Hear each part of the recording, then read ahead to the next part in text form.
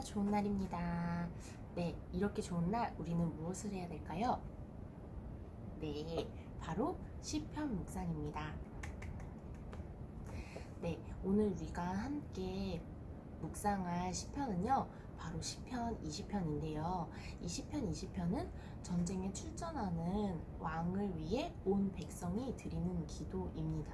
그런데 생각해보면 우리가 살아가는 이 세상은 전쟁이라고 해도 과언이 아닙니다. 입시전쟁, 취업전쟁 등과 같은 다양한 삶의 모양이 우리를 전쟁과도 같은 삶에 놓여있게 만들기 때문입니다. 현재 우리는 코로나19와 같은 전쟁과도 같은 상황에 놓여 있기도 하죠. 그런데 이러한 육적인 전쟁 말고도 우리가 가장 심각하게 겪는 전쟁이 있는데 그것이 바로 영적 전쟁입니다. 그리스도인은 이 세상을 살아가는 동안 이러한 영적 전쟁을 끊임없이 치러내야 합니다. 그런데 오늘 본문은 그 영적 전쟁을 어떻게 승리할 수 있을지 알려주고 있는 본문인데요. 전쟁터로 나가기 전에 승리를 위해서 기도했던 다윗, 그리고 그를 따르는 백성들에게서 영적 전쟁에 임하는 신앙인의 자세를 배울 수 있습니다. 그렇다면 이 시대에 임하는 하나님의 백성으로 영적 전쟁에 승리하기 위해서 우리는 어떠한 자세를 가져야 할까요? 크게 두 가지가 있는데요.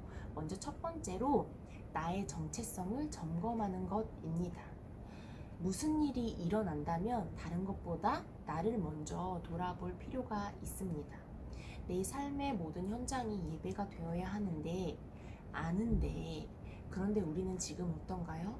많이 힘든가요? 실패와 절망이 있나요? 외롭나요? 도와줄 사람이 하나도 없어 보일 수도 있습니다. 그런데요, 여러분, 제가 여러분에게 드리고 싶은 말씀은 우리가 믿는 하나님은 전지전능하시고 무소부지하신 하나님입니다. 그렇기 때문에 우리는 하나님께 기도할 때 하나님이 우리의 부르짖음에 응답하시고 도와주시고 안전하게 지켜주실 수 있는 유일한 분이라는 것입니다. 그것을 내가 미처 깨닫지 못하고 현실의 팍팍함에 가려져서 주님을 볼 수 있는 눈이 시야가 흐려지는 것입니다. 현실의 문제가 너무 커 보여서 내 시야가 가려져서 문제 너머에 있는 하나님을 보지 못하기 때문에 내가 더 힘들고 혼자 있는 것 같고 외롭고 아픈 것입니다. 그렇기 때문에 여러분, 내가 가지고 있을 때는 문제이지만 내가 하나님께 기도할 때는 하나님이 응답하실 기도 제목이 된다는 것을 기억해서 나의 정체성이 하나님의 백성이고 하나님이 나를 사랑하신다는 그 귀한 약속을 잊지 않으셔서 매 순간순간 하나님과 동행하시길 주님의 이름으로 부탁드립니다. 제가 입버릇처럼 달고 사는 신앙 고백이 있는데요. 하나님을 만나는 만남의 깊이가 더욱더 깊어지기 원합니다 라는 고백입니다. 어떻게 그럴 수 있을까요? 예배를 통해서, 기도를 통해서, 말씀 묵상을 통해서 여러 가지 모양으로 하나님과 더욱더 깊이 만날 수 있을 텐데요. 여러분, 전쟁에 승리하기 위해서는 내 주 무기가 있어야 됩니다. 여러분의 주 무기가 무엇입니까? 기도입니까? 예배입니까? 말씀 묵상입니까? 저보다 여러분들이 더 잘 알 텐데요. 여러분들이 내가 주로 삼을 무기, 영적 전쟁에서 승리할 수 있는 무기 하나씩 꼭 평소에 훈련하고 무장하고 있는지 기억하시고 그 무기를 잘 갈고 다듬어서 영적 전쟁에서 매일매일 승리하고 더 나아가서 매일매일 하나님과의 만남의 깊이가 더욱더 깊어지시길 주님의 이름으로 부탁드립니다. 여러분, 미루면 못해요.